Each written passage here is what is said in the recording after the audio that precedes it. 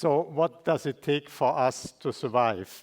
As office workers, office dwellers, what most of us probably are, that means two things, right? A computer, so that we can appear to be productive, and then perhaps a coffee machine, so that we can appear to be conscious.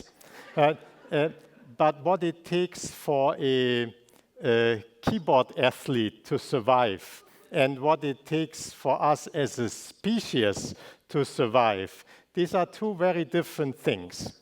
Right? So to survive as a species, we need to address some critical issues that are outside the confines of our offices. For example, growing food, right? That happens out on the farm.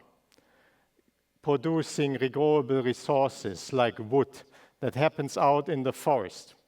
Ensuring national security. But sure, there's a lot of vicious wars that are being fought in offices, but the most consequential ones still take place out in the dirt.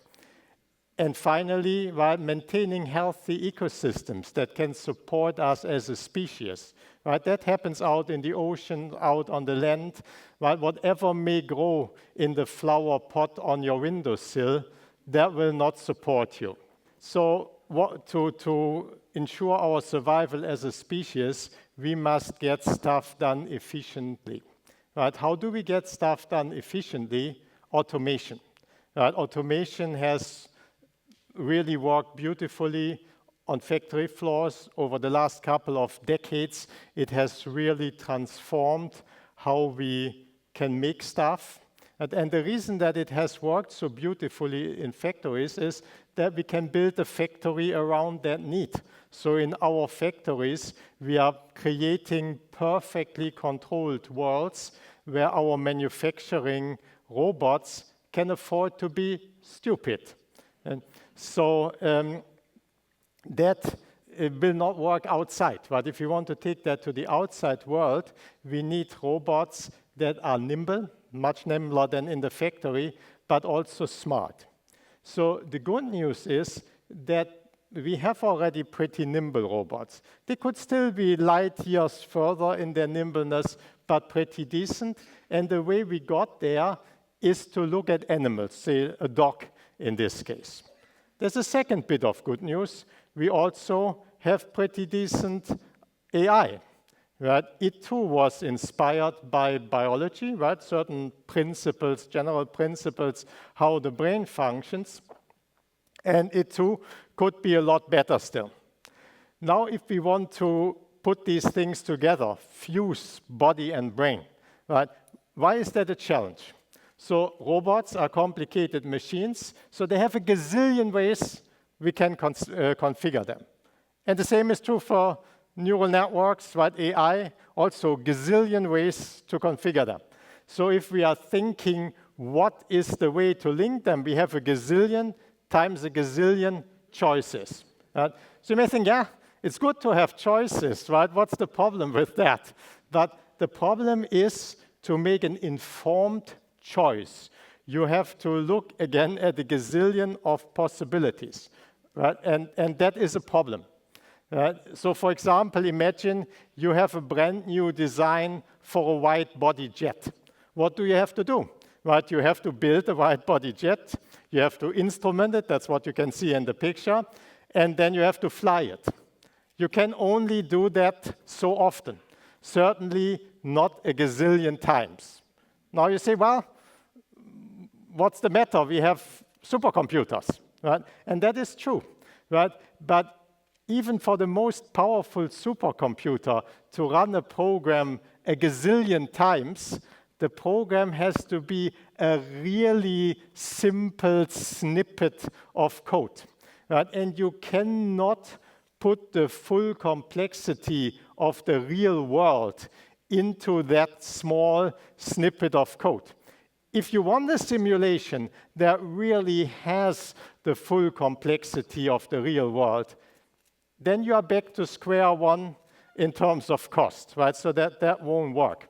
So we are at a dead end point here if we want to marry nimbleness and smartness. Right? We just simply do not have the resources that it takes to accomplish the task. What can we do? Well, there's one way out: intellectual property theft. Right? So we have to go and we have to steal from the answers that we need from somebody who has had the resources to find them. Right? And that somebody is biological evolution. So I'm not actually suggesting a crime here. Right? So biological evolution is this gargantuan, multi-billion-year quest for game-changing synergies. Right? So if you want to approximate that, and maybe you take the joint R&D budget of all the magnificent 7 companies together, you probably have to append hundreds of zeros to that to get to the effort of evolution. Right? And that shows. Let me show you an example. Right? You may have wondered, right, why is a lobster meal such a labor-intensive, high-risk endeavor? Right? When lobsters grow their shell, they are confined to the same periodic table as engineers. Right? So no unobtainium for them either. But what nature has done when it evolved the lobster shell is it has really looked for synergies between structure from a single molecule up to what you can see on your plate. And this gigantic optimization, multi-scale optimization, has been done with one single goal, right? Making access to the tasty part as excruciatingly difficult as possible. Now, I'm not into bio-inspired armor. My life's career goal has been to solve the problem: how can we make machines autonomous in complex natural environments? So for that, I have chosen to look to those little superheroes, right, who just happen to have the right combination of superpowers to do these jobs, right? So in other words, the bats. The first superpower that the bats have is that they sense their environment with biosonar, which means they emit ultrasonic pulses and learn about their environments from the echoes that they receive.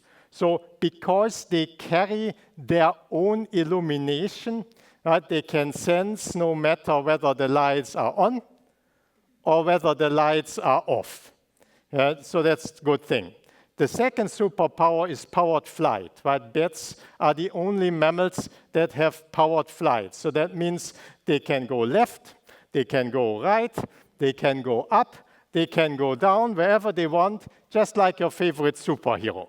And so this unique combo of superpowers, right, that has really helped the bats to soar in evolution. Today, a bit more than 1 in 5 mammalian species is a bat. We humans, less than half that. So looking at bats is not just about outstanding performance. It's also about doing things on the cheap.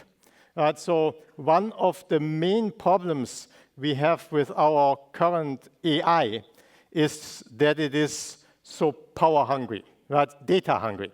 Right? So why is that an issue? Well, there's a lot of scientists who are laboring to get a single data point for hours, days, weeks. But how do you get to millions of data points? And even if you have the data, right, we need vastly more frugal AI. Otherwise, what is going to happen? We are going to suck the world's power resources dry just training chatbots. Right?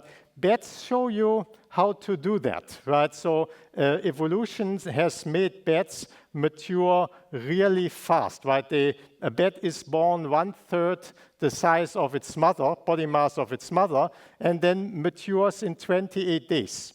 During these 28 days, the bat has seen less than 20 gigabytes of biosonar data. That's about your average smartphone monthly use, right? To compare it with the state of AI, OpenAI has reported that in a previous version of their large language model, they used 45 terabytes of data to train their model. So it took 2,000 times as much data to train an outdated chatbot than it takes to become a fighter ace that can pursue its target in the jungle with eyes closed. Right? I leave it up to you to judge how much you learned from your cell phone use in the last month, right, and how that compares to the bats.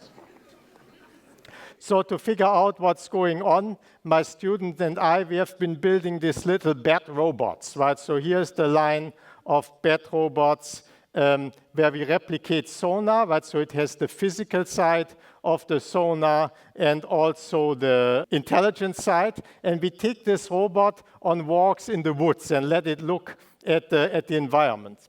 So have we learned anything from that, anything useful?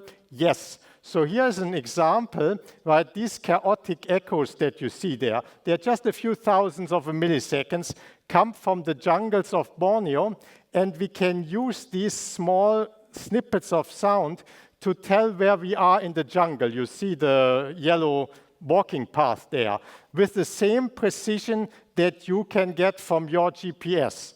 The only difference is we do not need a satellite connection, and we are also completely immune against spoofing or jamming us. We can always know where we are.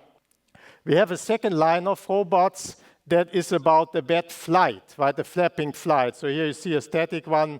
Here's a video. Our bat is actually able of sustained flight outside, right? But in terms of agility, it's nowhere near where the bats are. Right? So to sum up, right, bats have the superpowers that we need, right? Sonar and flight. I have this robot breeding program now in mind, where the flying robot and the sensing robot, they will mature. And once they're mature enough, we'll let them mate to have offsprings who will both have the sonar and the flight capabilities. And then hopefully that will teach us how we can do this marriage of a smart brain with a nimble body to achieve autonomy in natural environment, despite the yuck factor attached to the bats. Thank you very much.